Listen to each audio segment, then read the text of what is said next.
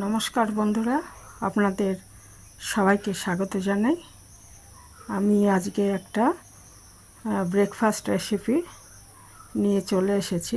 এটা স্ন্যাক্স হিসাবেও খেতে পারবেন।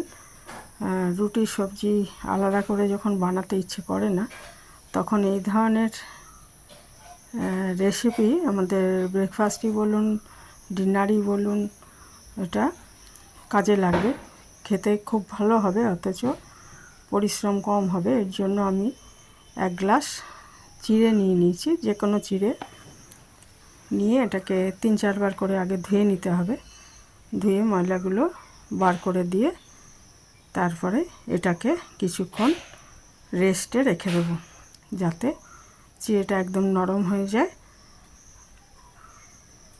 মিনিট 10 ঢাকা দিয়ে রেখে দেবো। জল দেওয়ার দরকার নেই, কারণ ধুলেই এটার মধ্যে একটা জলীয় ভাব থাকবে, তাতেই হয়ে যাবে।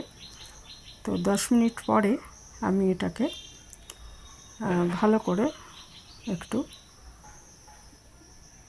10 মিনিটের জন্য আগে ঢেকে রেখে দিচ্ছি। 10 মিনিট পরে এটাকে ভালো করে মেখে নেব আর কি। 10 মিনিট পরে এটাকে ভালো করে মেখে নিচ্ছি। আর একটা আলু সেদ্ধ করে রেখেছি, সেটা গ্রেট করে এর সাথে মেশাবো। আগে চিড়েটা একদমই নরম হয়ে গেছে, নরম ছিল, একটু পাতলা চিড়েই, তা সেটাকে ভালো করে আগে আটা মাখার মতো করে মেখে নিচ্ছি।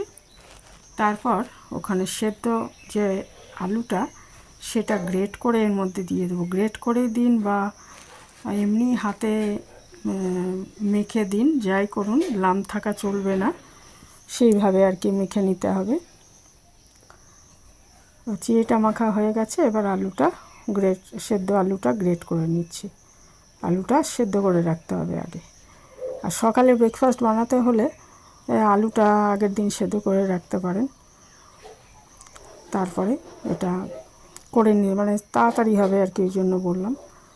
আর এটা ডিনারেও বানিয়ে নেওয়া যায়, রুটি সবজি আর আলাদা বানাতে হবে না। তাহলে আমি আলু সেদ্ধটা গ্রেট করে নিয়েছি, নিয়ে এটাও আমি ওই চিড়েটার মধ্যে মেখে নিচ্ছি। ভেজা চিড়েটা যে মেখে নিয়েছিলাম, তার মধ্যে আলু সেদ্ধটা দিয়ে আবার খুব ভালো মতো মেখে নিচ্ছি।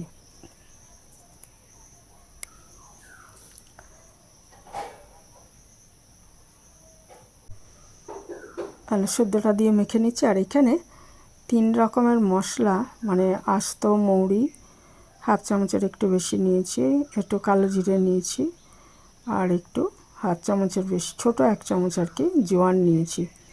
জোয়ান আর মৌরিটা একটু শিলে একটুখানি হালকাভাবে পিষে নিয়েছি, মিহি না, মানে একটু দানা দানা ভাব থাকবে এরকমভাবে আর কি, একদম মিহি করার দরকার নেই, একটু পিষে নিয়েছি। আর কালো জিরেটা কিন্তু পেশাই করিনি, এমনি গোটা গোটা দিয়েছি। সেই 3টে মশলা কিন্তু আমি এর মধ্যে মেশাবো। তার আগে চিড়ে আর আলুটা ভালো করে মেখে নিচ্ছি। এর মধ্যে দিয়ে দিতে হবে পরিমাণ মতো নুন। নুনটা বুঝে দেবেন, কারণ নুন বেশি হলে কোনো জিনিসই খেতে ভালো লাগে না।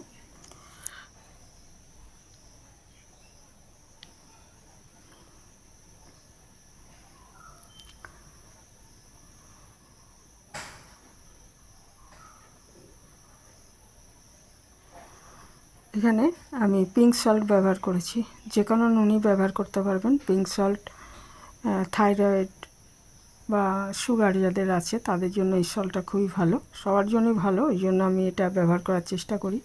আর ওই যে আমি ছোটো 1 চামচ করে জোয়ান আর মৌরি নিয়েছিলাম, ওগুলো একটু পিষে নিয়েছিলাম, কালো জিরেটা আস্তেই রেখেছি। আর ছোটো 1 চামচ আমি চিলি ফ্লেক্স দিয়ে দিচ্ছি। চিলি ফ্লেক্সটা দিলে খেতেও ভালো হবে আর একটা সুন্দর গন্ধ বেরোবে। চিলি ফ্লেক্স না থাকলে নিজেরাও শুকনো লঙ্কা ড্রাই রোস্ট করে গুঁড়ো করে নিতে পারেন। এই মশলাগুলো দিলে খেতে ভীষণ ভালো লাগবে। আর নিয়ে নিচ্ছি আমি 1.5 চামচ মতো, ছোটো চামচের 1.5 চামচ মতো কসুরি মেথি।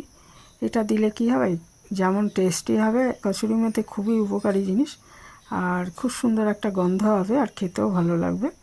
তো এটা দেওয়ার চেষ্টা করবেন। আর একটু দেবো আমি একটু কারি পাতা। কারি পাতার গাছ আমার আছে, কাজে সবসময় আমি এটা পাই, যারা পান না তারা কারি পাতা কিন্তু শুকনো করেও রেখে দিতে পারেন। কিনে ধুয়ে ভালো করে শুকিয়ে রেখে দিতে পারেন, আর সেটা যখন দরকার লাগবে। কারি পাতা কিন্তু প্রচণ্ড উপকারী। কারি পাতা আমাদের স্বাস্থ্যের জন্য খুবই ভালো। যাদের সুগার আছে, সুগার প্রেশার আছে, তাদের কন্ট্রোলে সাহায্য করে। অ্যানিমিয়া যাদের আছে, তাদের অ্যানিমিয়া দূর করতে কিন্তু কারি পাতা বিশেষ ভূমিকা আছে। তো কারি পাতা রান্নায় যতটা পারবেন ব্যবহার করবেন। তো আমি কিন্তু আগের থেকে অনেক বেশি এখন রান্নায় কারি পাতা ব্যবহার করি এর উপকারিতার জন্য। তো এইগুলো আমি খুব ভালো মতো মেখে নিচ্ছি। তারপর এখানে আমি দিয়ে দিচ্ছি 1 বাটির কম, মানে চিড়ে যতটা নিয়েছিলাম তার থেকে একটু কম আটা। আটাটা দিলে কি হবে, আমার এটা জিনিসটা তৈরি করতে সুবিধা হবে আর খেতেও ভালো লাগবে। দিয়ে দিচ্ছি 2 চামচ মতো সাদা তেল। এটা ময়ানের কাজ করবে, জিনিসটা সফট থাকবে আর খাস্তাও হবে, সেই জন্য দিয়ে দিচ্ছি। আর আমি যেটা এই যে সবগুলো এবার মেখে মিনিট 10 রেখে দেবো। তারপর এটা আমি কচুরি এরকম আকারে, কচুরির আকারে বেলে নেবো। আর একটা কথা, যে আজকে আমি এটা কচুরির মতো পুরো তেলে ভাজছি না। ইচ্ছে করলে কচুরির মতো ভেজে নিতে পারেন, আর বা রুটি হিসাবেও খেতে পারেন, অথবা পরোটা হিসাবে। আজকে আমি এটা পরোটা বানাচ্ছি। তো এই জিনিসটা কিন্তু কচুরি হিসাবে করে নিলে খুব টেস্টি হবে, কিন্তু তেলটা বেশি খাওয়া হয় কচুরি খেলে, সেই জন্য আমি এটা আজকে পরোটার হিসাবেই বানালাম। কিন্তু জিনিসটা একই, শুধু হচ্ছে আপনি কিভাবে ভাজছেন সেটার উপর নির্ভর করছে। এটা মেখে আমি 10 মিনিট রেখে দিচ্ছি। চিড়ে দিয়ে বানানো এই রেসিপিটা কিন্তু যেমনই টেস্টি তেমনই উপকারীও।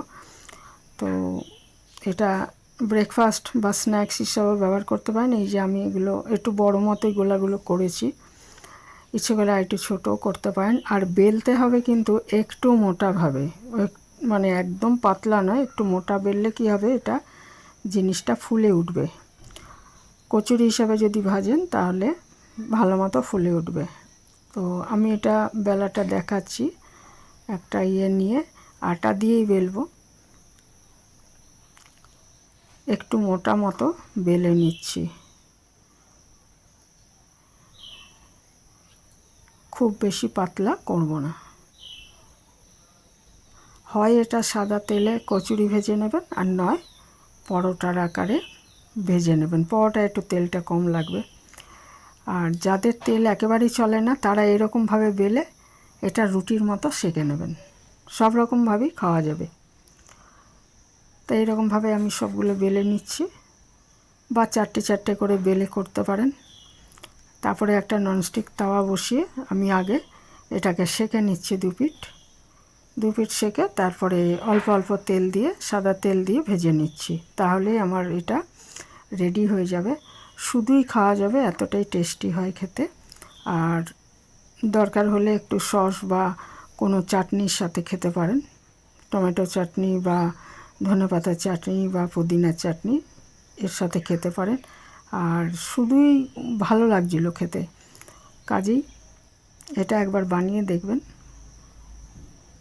আমি কিন্তু আজ এটা প্রথমবারই বানালাম, আর এই পরোটার মতোটা প্রথমবার বানালাম। এটা কচুরি হিসাবে ভাজলেও দারুণ লাগবে।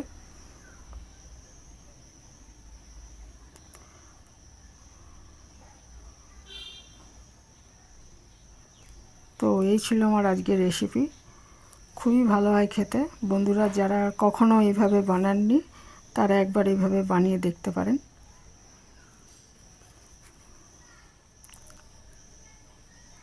এটা 2 পিঠ একটু এরকমভাবে চেপে চেপে দিলে একটু ফুলে উঠবে।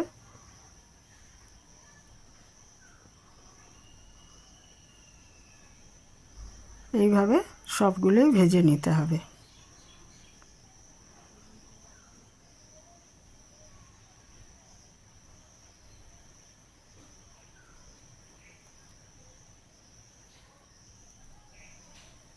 দু পিঠ ভালো মতো ভেজে আমি তুলে নিচ্ছি, আর এইভাবে আস্তে আস্তে সবগুলোই ভেজে নেব। আর একটা দিয়ে দিলাম।